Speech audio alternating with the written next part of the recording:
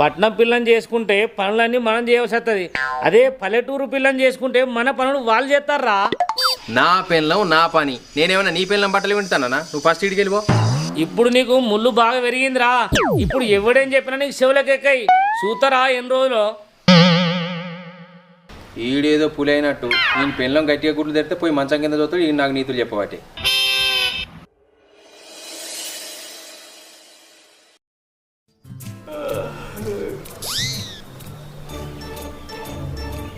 ఎవరు చూడలేరు కదా.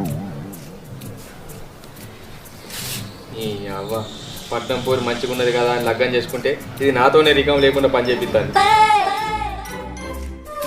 అవ్వ అందంగా ఉన్నది కదా అని అగ్రిమెంట్ మీద సంతకం పెడితే ఇప్పుడు అది నా సాగుకు వచ్చింది. నీ కళ్యాణ ప్రాప్తి